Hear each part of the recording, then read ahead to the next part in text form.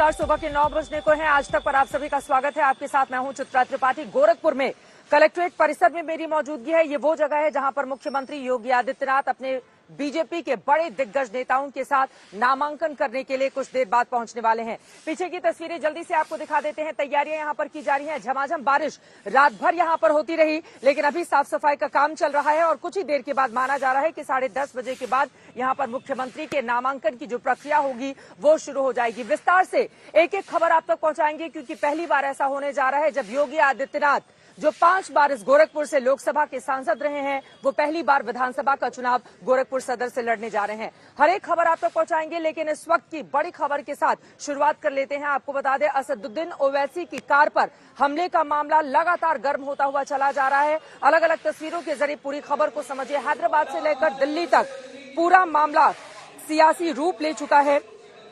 असदुद्दीन ओवैसी के काफिले पर कल उत्तर प्रदेश में फायरिंग का मामला गर्म हो गया है। ये फायरिंग उस वक्त हुई जब ओवैसी हापुड़ जिले के पिलखुआ से एक सभा करके नोएडा जा रहे थे। आज तक के पास इस घटना का सीसीटीवी फुटेज मौजूद है, जिसमें हमलावरों को फायरिंग करते साफ साफ देखा जा सकता है। 7 तस्वीरों में हम आपको इस हमले की पूरी कहानी दिखा रहे हैं। सीसीटीवी वीडियो में फायरिंग करता आरोपी नजर आ रहा है। कार पर गोलियों के निशान साफ तौर से देखे जा सकते हैं। सड़क पर गिरा हुआ पिस्टल भी दिखाई दे रहा है। यूपी में ओवैसी पर हमले की कोशिश हुई तो उनके गढ़ हैदराबाद में बवाल मच गया। ओवैसी के लिए वहां पर विशेष प्रार्थना की गई। हमले की खबर लगते ही ओवैसी समर्थक चार मीनार इलाके में सड़क पर उतर गए। हमले के विरोध में चार मीनार पर काला झंडा लहराया गया। चार मीनार इलाके के मशहूर लाट बाजार में दुकानदारों ने अपनी दुकानें भी बंद कर दी। ये सारी तस्वीरें आप कल शाम से ही लगातार आज तक पर देख रहे हैं। आइए अब आपको दिखाते हैं कल शाम छिजारसी टोल प्लाजा पर क्या हुआ।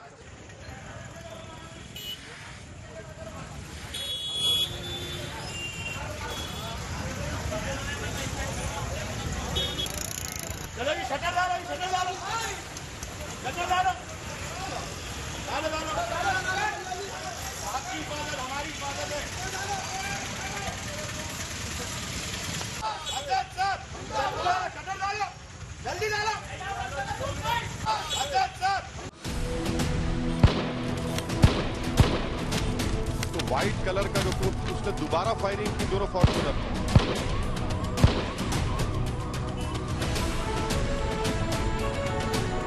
इस तरह के लोगों को खुली छूट दी गई है पूरे भारत में।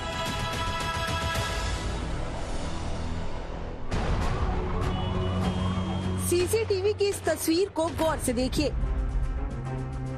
ये एआईएमआईएम के नेता असदुद्दीन ओवैसी की कार पर फायरिंग का सीसीटीवी फुटेज है।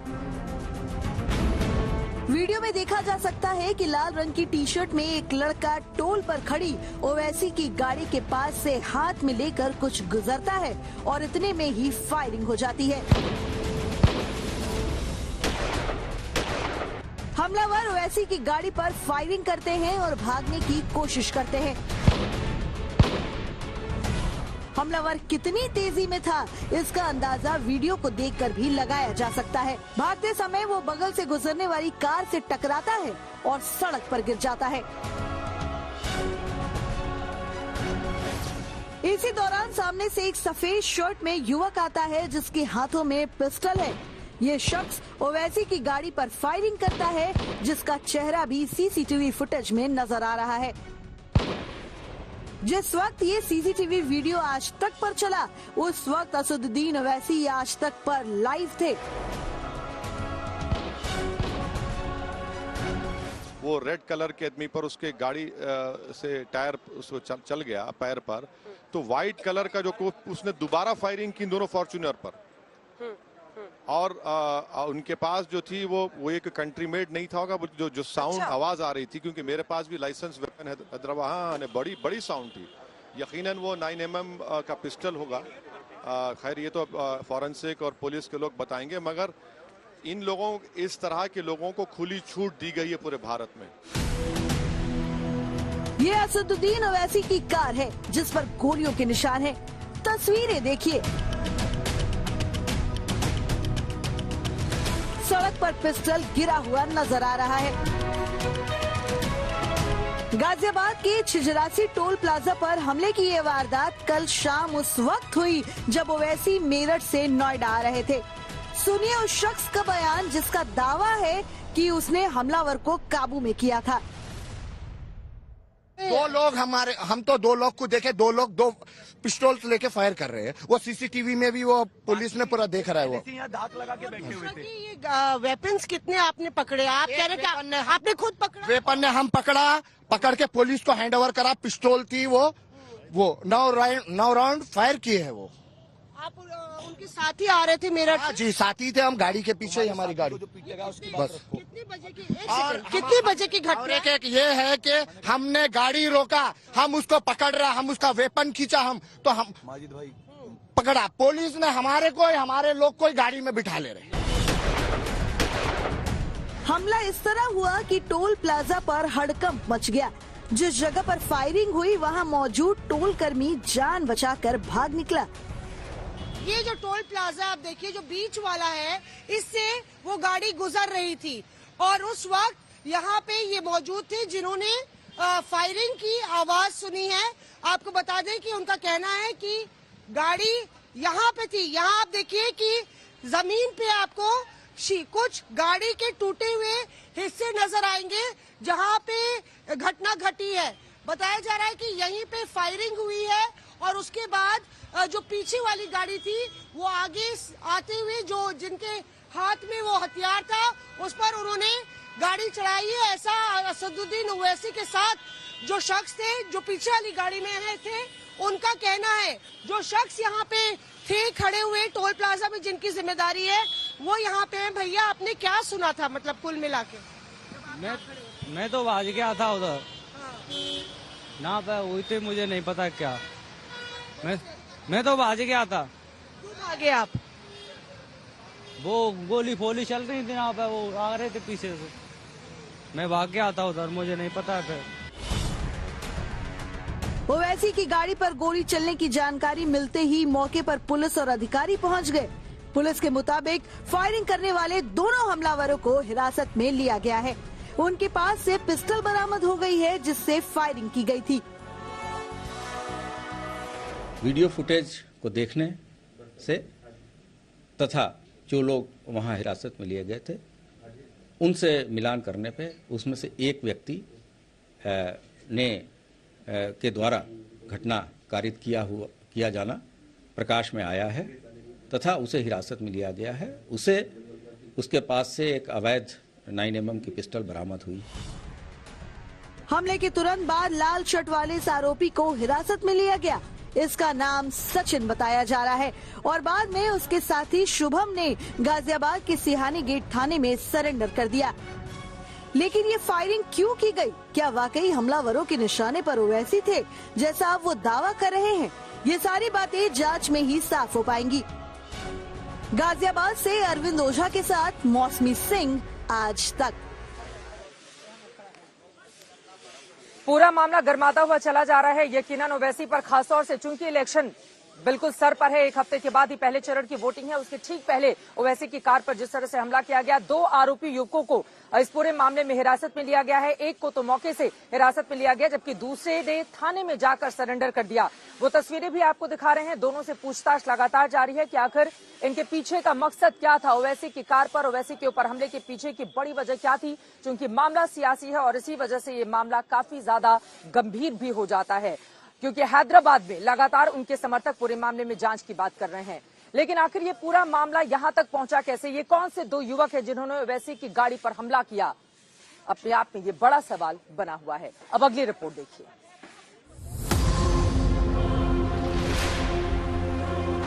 आपके घर के सामने नाथ है, एक सांप नाथ है। घर में क्या होता है? हम मुसलमान वक्त के एतबार से खामोश जरूर है, मगर याद रखो हम तुम्हारे जुल्म को भूलने वाले नहीं हैं। हालात बदलेंगे जब कौन बचाने आएगा तुमको। क्या ओवैसी पर हमले के पीछे है उनका भाषण? क्या अपने भाई के जहरीले बोल की वजह से हमलावर के निशाने पर थे ओवैसी? सूत्रों के मुताबिक ओवैसी पर हमले की कोशिश में पकड़े गए 2 युवकों से पूछताछ में जो खुलासा हुआ है, उसके मुताबिक दोनों युवक हेट स्पीच से गुस्से में थे। गाजियाबाद के चिजारसी टोल प्लाजा पर ओवैसी की कार पर हुए हमले के मामले में इन्हें पकड़ा गया।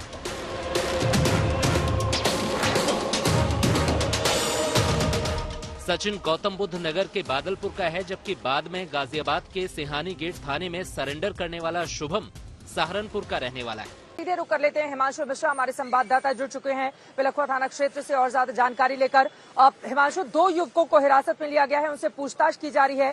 सबसे बड़ा सवाल यह है, दोनों का मकसद क्या था अगर उनकी ओर से हमला किया गया? क्या मंसूबा था? क्या कुछ निकलकर सामने आया है पुलिस की पूछताछ में?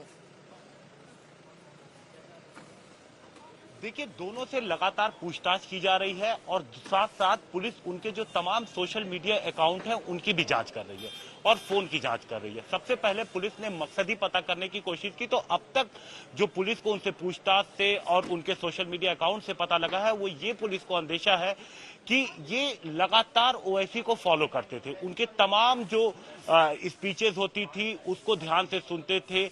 इसके अलावा जो हेट स्पीचेस थी उन पे भी इनकी लगातार नजर रहती थी।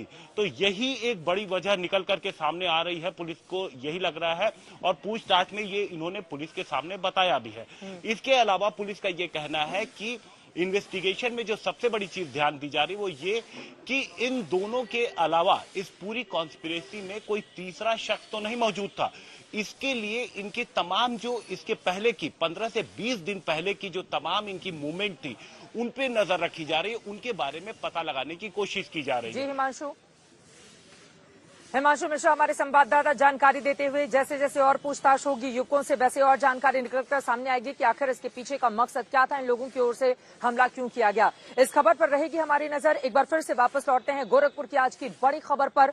योगी आदित्यनाथ पहली बार विधानसभा का चुनाव लड़ने जा रहे हैं। गोरखपुर सदर से वो भारतीय जनता पार्टी के प्रत्याशी हैं। कुछ ही पलों में नामांकन के लिए इसी कलेक्ट्रेट परिसर में वो पहुंचेंगे। उनके साथ गृह मंत्री अमित शाह और भारतीय जनता पार्टी के अध्यक्ष जेपी नड्डा की भी मौजूदगी होगी। आपको बता दें, इसी गोरखपुर से राजनीति का ककहरा उन्होंने सीखा। 1998 में पहली बार गोरखपुर से 26 साल की उम्र में सांसद बने और सबसे कम उम्र के सांसद होने का उस साल उन्होंने रिकॉर्ड भी दर्ज किया। लेकिन अब बारी 5 सालों की अग्नि परीक्षा की है। मुख्यमंत्री के तौर पर न सिर्फ प्रदेश की जनता को उन्हें जवाब देना है, बल्कि गोरखपुर सदर से उनके समर्थकों की कोशिश है कि ज्यादा से ज्यादा मतों से जीत का रिकॉर्ड बनाकर उन्हें सदन तक पहुंचाया जाए।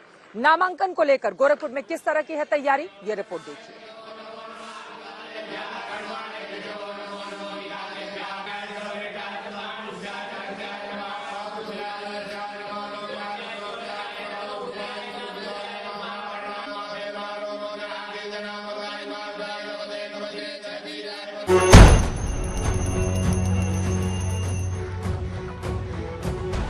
गोरखपुर तैयार है, योगी आदित्यनाथ भी तैयार हैं।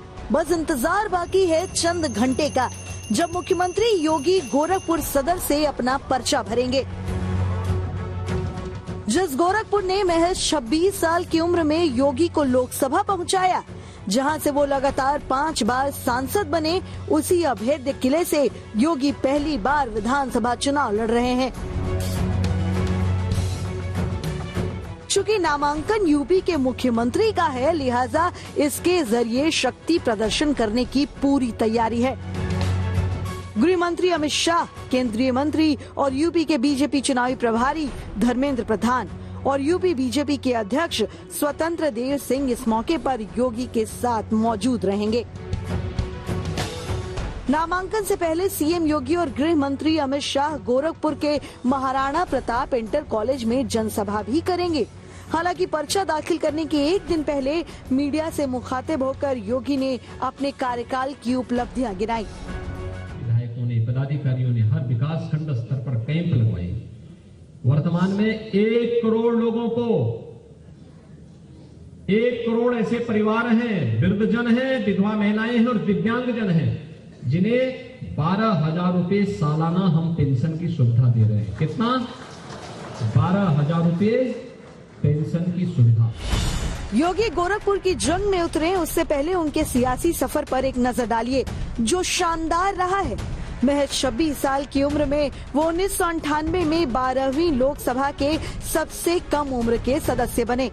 गोरखपुर से वो लगातार 5 बार 1998, 1999, 2004, 2009 और 2014 में लोकसभा के लिए चुने गए। 2017 में यूपी का मुख्यमंत्री बनने के बाद वो विधान परिषद के सदस्य बन गए।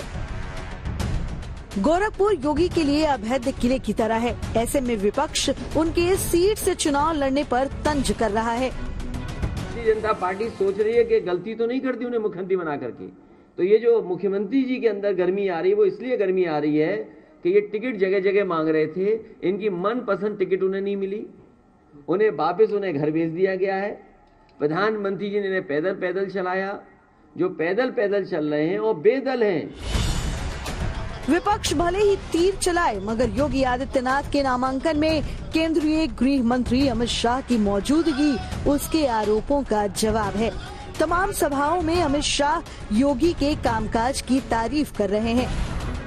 माफिया 3 ही जगह है, या तो उत्तर प्रदेश के बाहर है, या तो जेल में है, या तो अखिलेश यादव की सूची में विधायक बनने के लिए, और कहीं माफिया नहीं है। माफिया हो तो उल्टा कर सीधा करने का काम हमारे प्रदेश के मुख्यमंत्री योगी आदित्यनाथ। योगी के नामांकन की गोरखपुर में पूरी तैयारी है। सुरक्षा चाक चौबंद है। 9 नामांकन कक्षों में व्यवस्थाएं की गई हैं। सभी हमारे अधिकारियों को आरओस और एआरओस को प्रशिक्षण करा लिया गया है। सीसीटीवी कैमरा की व्यवस्था की गई है, जिसमें सब कुछ कैमरा के कैद में रहा। तैयारियां पूरी हैं, बस इंतजार है सीएम योगी के नामांकन का। गोरखपुर से गजेंद्र त्रिपाठी और कुमार अभिषेक के साथ आज तक ब्यूरो। ये सिर्फ नामांकन नहीं होगा, बल्कि भारतीय जनता पार्टी का शक्ति प्रदर्शन भी होगा, क्योंकि जो 164 विधानसभा की सीटें पूर्वांचल में आती हैं, यकीनन आज गोरखपुर से अपनी ताकत दिखाकर बीजेपी उन सभी सीटों पर अपने प्रभाव को मजबूत करना चाहती है, 2017 की तरह ही। गोरखनाथ मंदिर से तस्वीरें सामने आई हैं। आप देखिए किस तरह से मुख्यमंत्री योगी आदित्यनाथ, हालांकि जब भी वो गोरखपुर पहुंचते हैं वो मंदिर में पूजा अर्चना करते हैं, लेकिन आज मौका खास है। हवन पूजन की ये तस्वीरें आप देख पा रहे हैं, जब हवन करते हुए मुख्यमंत्री की ये तस्वीरें सामने आई हैं। गोरखनाथ मंदिर से इस वक्त कुमार अभिषेक मेरे संवाददाता जुड़ चुके हैं। कुमार, तस्वीरों में हम देख पा रहे हैं मुख्यमंत्री भगवान का आशीर्वाद लेते हुए बाबा गोरखनाथ मंदिर में पूजा अर्चना करते हुए। आज का दिन बेहद अहम है, जब वो नामांकन के लिए निकलेंगे, यहाँ पर पहुंचेंगे। एक तो उनका कार्यक्रम क्या रहने वाला है आज पूरे दिन का, और कौन कौन से बड़े नेता बीजेपी के आज नामांकन के इस दिन पर इसे और खास बनाने के लिए गोरखपुर पहुंच रहे हैं।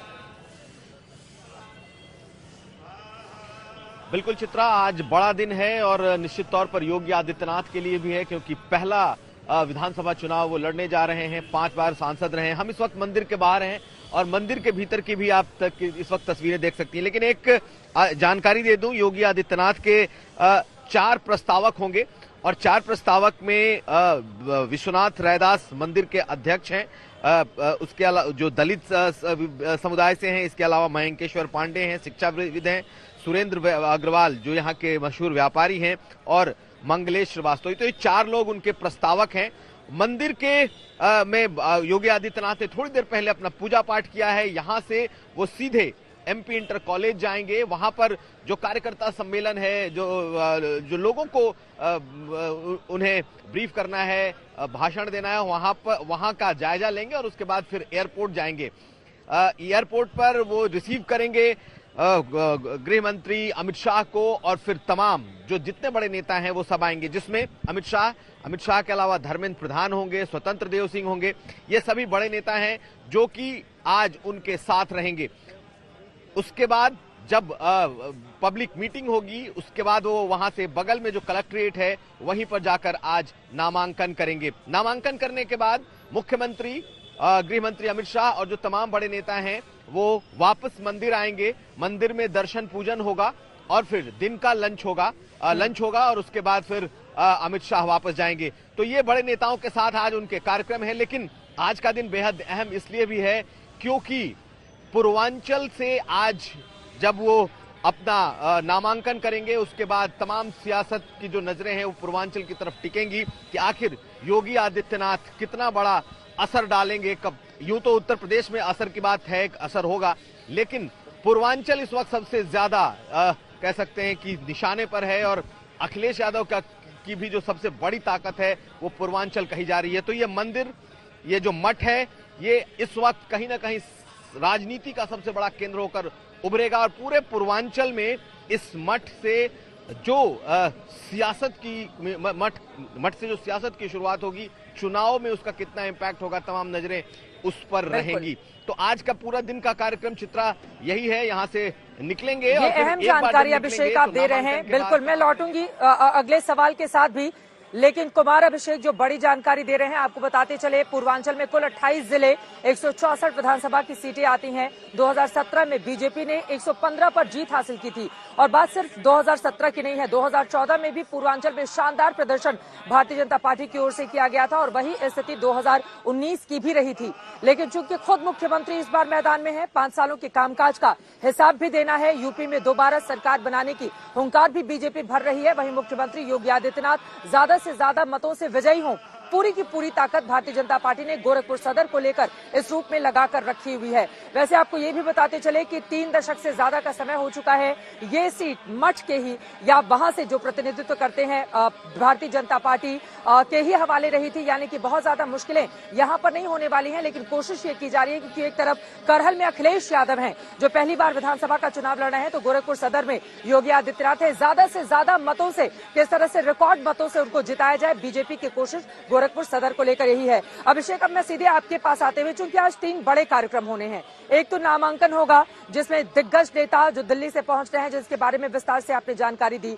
दूसरा बड़ा कार्यक्रम एमपी इंटर कॉलेज में होगा जहां पर संबोधित किया जाएगा अपने कार्यकर्ताओं, नेताओं और लोगों को। और तीसरा कार्यक्रम मोहद्दीपुर और उसके आसपास के इलाकों में, चूंकि गृह मंत्री शहर में होंगे तो वो वहां पर जाकर घर घर जो चुनाव प्रचार की इजाजत दी गई है चुनाव आयोग की ओर से, घर घर वोट मांगते हुए भी बीजेपी के लिए नजर आएंगे। इसको लेकर किस तरह की तैयारी है और मौसम का मिजाज भी बताइए, क्योंकि कल तो पूरी रात झमाझम बारिश हुई है, अभी की स्थिति थोड़ी साफ दिखाई दे रही है, हालांकि मौसम भी बाधा बन सकता है इसमें। अभिषेक,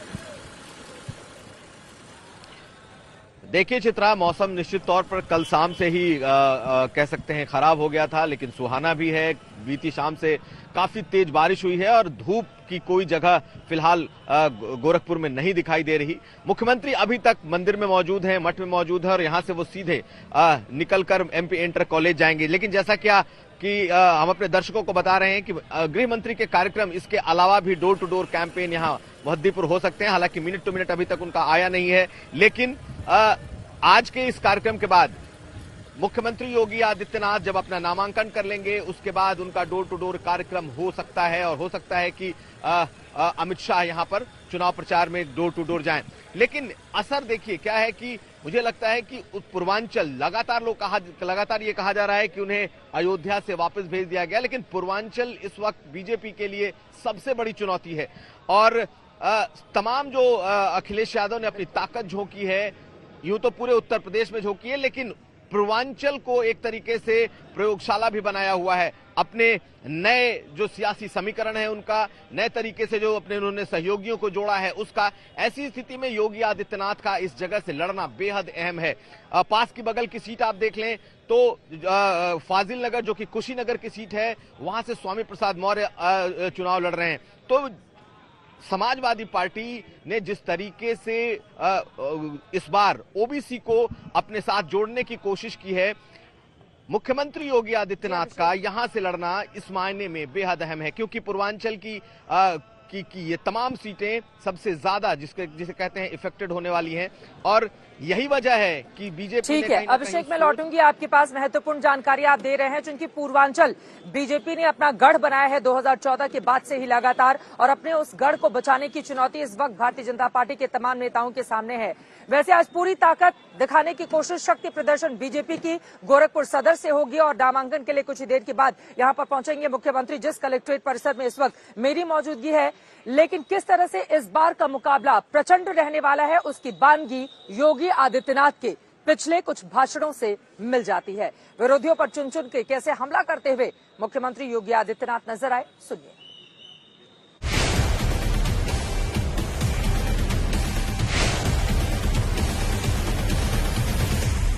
जिसने असुरक्षा दी, जिसने दंगा दिया, जिसने माफिया दिए, और आज भी कहते हैं, कह रहे आने दीजिए सरकार। हमने कहा कभी नहीं हो रही, कवायद के दिन तक भी तुम्हारी जो है, कयामत के दिन तक भी तुम्हारा ये सपना साकार नहीं होने वाला है, ये मान करके चल लो। लेकिन ये देख लो, 10 मार्च के बाद ये पूरी गर्मी शांत करवा देंगे। ये जो 2 लड़कों की जोड़ी आई है ना,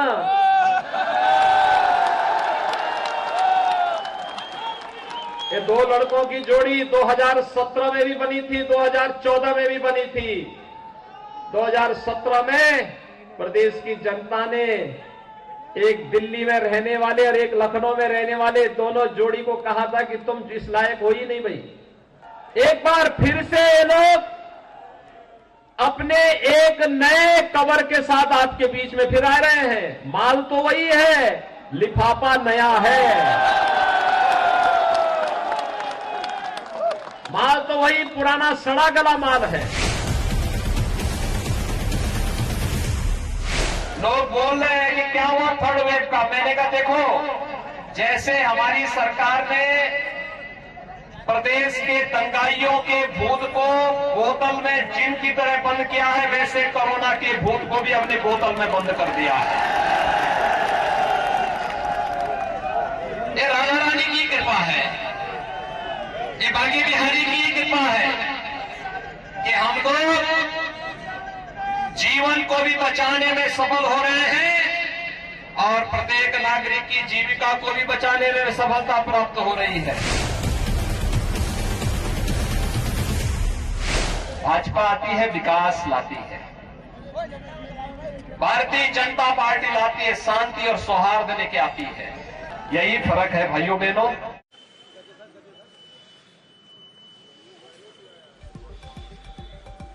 मुख्यमंत्री योगी आदित्यनाथ को आप सुन रहे थे। यकीनन पिछले कुछ समय से लगातार काफी तेजी से उनका हमला लगातार जारी है। पुरानी सरकारों के अपराधियों के आंकड़े वो गिना रहे हैं और इसके साथ ही कल हम सब ने देखा था 5 साल के अपनी सरकार के कामकाज को कैसे बताते हुए प्रदेश की जनता के सामने नजर आए। इन सब के बीच चुनाव प्रचार के दौरान एक बेहद दिलचस्प तस्वीर भी सामने आई है। उस तस्वीर का जल्दी से हम जिक्र करेंगे। बुलंदशहर में एक तरफ अखिलेश यादव की विजय यात्रा चल रही थी, तो वहीं दूसरी तरफ प्रियंका गांधी वाड्रा अब जो गाड़ी पर प्रचार प्रसार करते हुए नजर आई।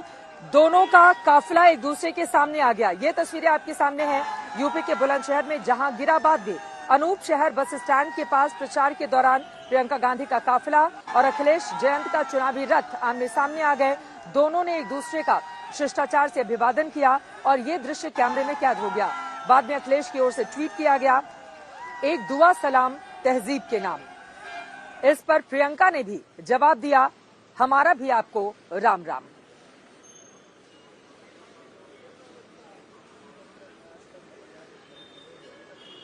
ऑस्ट्रेलिया के एक अखबार द क्लैक्सोन ने एक खबर प्रकाशित की है जिसके मुताबिक गलवान घाटी में हुए संघर्ष में चीन की सेना के लगभग 38 सैनिक मारे गए थे।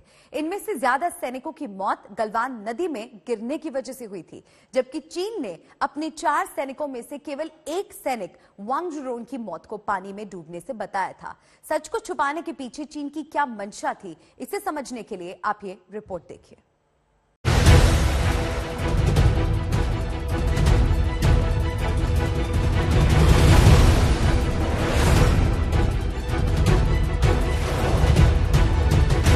गलवान घाटी में चीन के कब्जे वाली कोशिश का ये वीडियो पूरी दुनिया ने देखा। गलवान की एक एक इंच जमीन को बचाने वाली भारतीय सैनिकों की वीरता और 20 सैनिकों के बलिदान का सच भी इस वीडियो के जरिए पूरी दुनिया ने देखा। लेकिन चीन का एक सच जो इन तस्वीरों में छुपाया गया, आज वो सबके सामने आ गया। 15-16 जून 2020 को गलवान की घाटी में हुई हिंसक झड़प में चीन के 4 नहीं बल्कि 38 से ज्यादा सैनिक मारे गए थे। लेकिन चीन ने अपनी बदनामी के डर से ये सच अपने देश की जनता के साथ साथ पूरी दुनिया के सामने आने से रोक लिया। देखिए, सत्य में जयते है, सत्य की हमेशा जीत होती है और हिंदुस्तान ये कहता रहा है कि गलवान के अंदर चीन के जो सैनिक थे वो तकरीबन 40 से 50 के बीच के अंदर उनका काउंट है, 44-45 के करीब। और वही अब जो है उसकी पुष्टि हो रही है ये रिसर्च से। चीन ने तो कहा कि पहले तो उन्होंने कहा कि कोई हमारा उधर कैजुअल्टी नहीं हुई, फिर उसके बाद में उन्होंने कहा जी 4 हुई हैं। और उन्होंने जो वहां पे उनके सैनिक मारे गए उनके घर वालों को तक नहीं बताया, 6 महीने साल तक नहीं बताया उनको कि क्या हुआ उनके साथ। ये उसी तरीके से जिस तरीके से पाकिस्तान ने जब करगिल के अंदर अपने जो सैनिक खोए थे उन्होंने भी नहीं बताया 3-3 साल। वही चीन ने पॉलिसी अपनाई। चीन के कम से कम 38 सैनिकों की मौत का ये सच कुछ महीने तक दबा रहा, लेकिन ऑस्ट्रेलिया के खोजी पत्रकार एंथनी क्लान और उनकी टीम ने चीन के 4 सैनिकों की मौत का झूठ दुनिया के सामने बेनकाब कर दिया। इसके सच की खोज में ऑस्ट्रेलियाई अखबार द क्लैक्सन ने लगातार चीन की सोशल साइट्स, न्यूज ब्लॉकर और चीन के पत्रकारों की पोस्ट पर नजर रखी, जो गलवान की घटना के बाद बार बार चीन के मारे गए सैनिकों की संख्या पर सवाल उठा रहे थे। They've come forward and said 4 people, or they've awarded 4 people medals posthumously. But now it's emerged, this report has emerged, suggesting it's much, much higher, around 38. There are varying reports, but 38 seems to be the popular number, yes. चीन सेना भले ही अपने सैनिकों की मौत का सच छुपा रही थी, लेकिन चीन के कुछ पत्रकार इस सच के लिए संघर्ष कर रहे थे। चीन के अखबार द इकोनॉमिक ऑब्जर्वर के एक पत्रकार क्यू मोमो को इसलिए निकाल दिया गया क्योंकि उसने गलवान घाटी में मारे गए चीनी सैनिकों की संख्या पर शक जताया था। चीनी अखबार द इकोनॉमिक ऑब्जर्वर ने पत्रकार को ये कहकर निकाला कि वो गलवान में शहीद हुए चीनी सैनिकों को बदनाम करने की साजिश के तहत खतरनाक जानकारी पोस्ट कर रहे थे। इसके बाद ये जानकारी सामने आई कि इस पत्रकार को चीन की सुरक्षा एजेंसियों ने इसलिए गिरफ्तार कर लिया क्योंकि उसने चीनी सेना के इस झूठ को सोशल मीडिया प्लेटफॉर्म वीबो पर शेयर कर दिया था। पत्रकार के इस सोशल प्लेटफॉर्म पर करीब 25 लाख फॉलोअर थे। इसके बाद चीनी सेना की भूमिका पर सवाल खड़े हो गए। रिपोर्ट में यह खुलासा किया गया है कि गलवान की घाटी में मारे गए 38 सैनिकों के शवों को पहले शहीदों के स्थल शिकाने सिमेट्री ले जाया गया और बाद में उनके गांव कस्बों में स्थानीय स्तर पर अंतिम संस्कार कर दिया गया। पत्रकार एंथनी क्लान का दावा है कि गलवान में मारे गए चीनी सैनिकों की मौत के सच को छुपाने के लिए चीनी सेना पीएलए ने गलवान में हुई 2 अलग-अलग झड़पों के तथ्यों और तस्वीरों को आपस में जोड़ दिया। गलवान घाटी का ये वीडियो चीनी सेना ने 15 जून 2020 का बताया था, जो दरअसल 6 जून 2020 का था, जबकि इसके बगल में रात का वीडियो है। इन दोनों वीडियो में चीनी सेना के बड़ी संख्या में सैनिक नजर आ रहे हैं, लेकिन 15-16 जून को बड़ी संख्या में चीन के सैनिक मारे गए थे। यही सच चीन छुपाने की कोशिश कर रहा है। गलवान घाटी में माइनस तापमान वाली भीषण सर्दी के बीच ज्यादातर चीनी सैनिक। अब बात मौसम की करते हैं। उत्तराखंड में बारिश और बर्फबारी का दौर एक बार फिर शुरू हो गया है। ज्यादातर हिस्सों में गुरुवार सुबह से ही लगातार बारिश हो रही है, तो वहीं ऊंचाई वाले इलाकों में बर्फ की चादर बिछी हुई है। नैनीताल में मौसम की 7वीं बर्फबारी शुरू होने के बाद तापमान गिर गया है, जनजीवन अस्त व्यस्त हो गया है और लोग अलाव के सहारे दिन गुजार रहे हैं। जमीन से लेकर पेड़ों तक हर तरफ बर्फ जमी हुई है। बारापत्थर, हिमालय दर्शन, किलबरी, टिफिन टॉप जैसे इलाकों में पर्यटकों के पहुंचने का सिलसिला शुरू हो गया है। प्रशासन ने भारी बर्फबारी को देखते हुए लोगों से सतर्क और सुरक्षित रहने की अपील की है। तो ये अलग अलग जगहों की तस्वीरें हम आपको दिखा रहे हैं। केदारनाथ, चमोली, उत्तरकाशी, जोशीमठ, नैनीताल, कुल्लू, शिमला और पुंछ। जबरदस्त बर्फबारी का दौर यहां पर जारी है और पर्यटकों के पहुंचने का सिलसिला भी शुरू हो चुका है, लेकिन यही अपील की जा रही है कि सतर्क रहें, सुरक्षित रहें।